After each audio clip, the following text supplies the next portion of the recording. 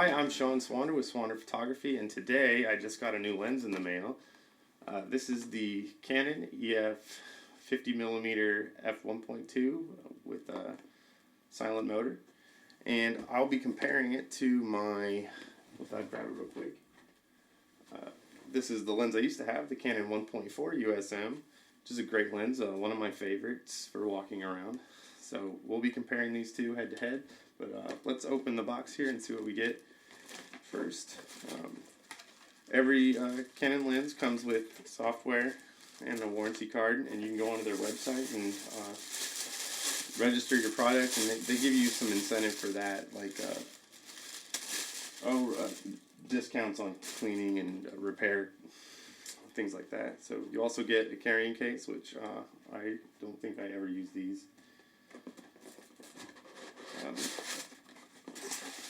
And then lens hood, and these are really nice. They come with a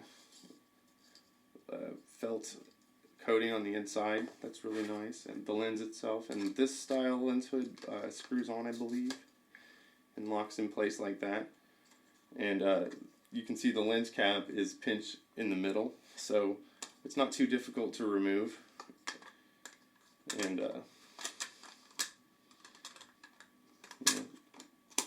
most of my lenses pinch on the outside. You can see that would be difficult, so I won't be using this right now.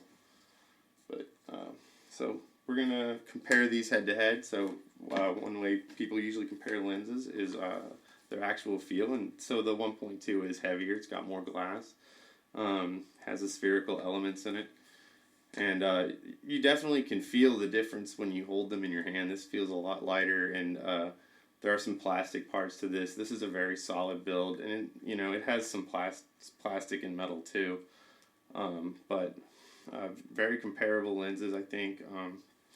4 times more expensive than this one. Okay, and Canon also makes a 1.8, and it's 4 times less expensive than this one.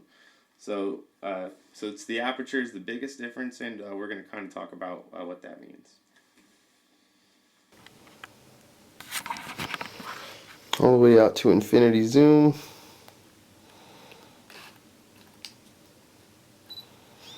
Gonna hunt it a little bit. Let's do it again. Okay, and all the way down to 0.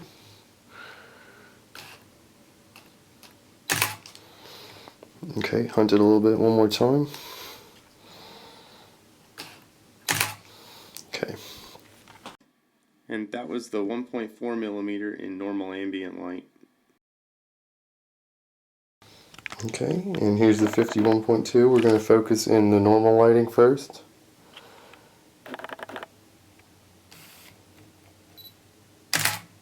And it didn't take that long to snap it. My thumb wasn't pressing it all the way. We'll do it one more time.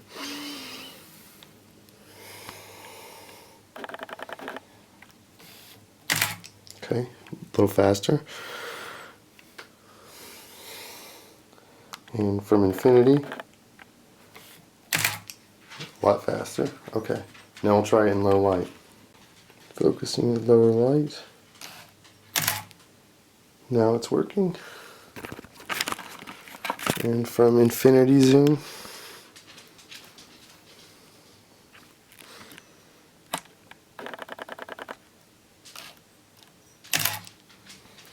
and okay, now we'll try the 1.2. Okay, this is the 50mm in low light, and hunt it a little bit. Try it again. Hunted, not quite as long.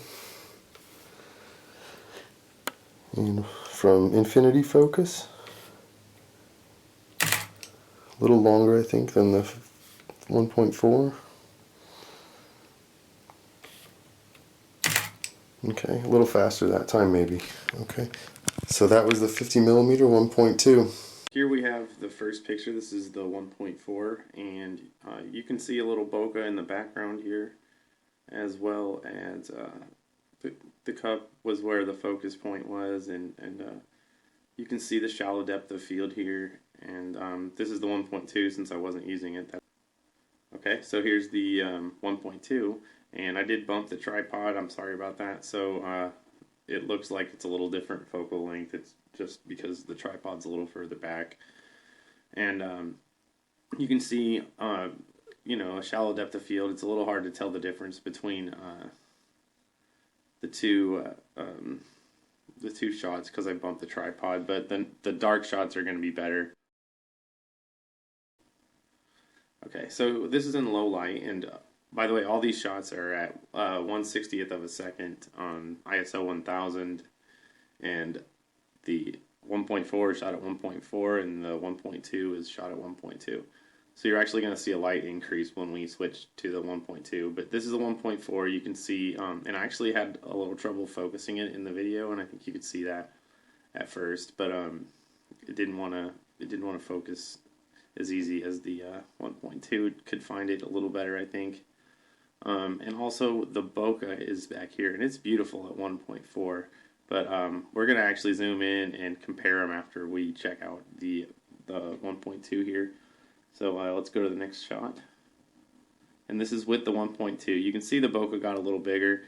And I actually measured how much bigger, and I took a shot of that, and we'll compare those. But you can see this is a very shallow depth of field. Like looks like my wallet and the cup are in focus, and maybe an inch in front, you know, just to the edge of my wallet stays in focus, and maybe not even all the pens are in focus. So, you know, that about a 5-inch slice of sharp focus here. So you really got to watch what you're doing with this. If you're going to use this lens, I wouldn't put center point focus on their face and then adjust the camera so that you frame them with the rule of thirds. I would use another focus point and, you know, manually setting the focus point. So frame up your shot, set your focus point, and then shoot it. Because when you shift your camera a little bit, that changes the focal plane. Okay, so this is the bokeh on the left with the 1.2, and yeah, I did a quick little Photoshop measurement here, and with the 1.4, and what I did was I just dragged these two lines to another layer, and you can see that the red one's actually 15% more bokeh. So this concludes the 50mm lens Deathmatch. If you want the best of the best lenses, the 1.2 is phenomenal. I don't know if there's a better lens for my purposes. I love the bokeh it gives. I love the blurry backgrounds for my customers. My customers love them too. And if you're a hobby photographer or that is just too steep, I think it runs around $1,500, then the 1.4 is a great lens, about $400. It really gets the job done. It's great in low light, and if that is still too much for you, the 1.8mm lens runs about $200, and I'm sure it's even cheaper if you shop around and find a used one. They're all phenomenal lenses. I love prime lenses, and the 50mm is so useful. I'm Sean Swander. Thanks for watching.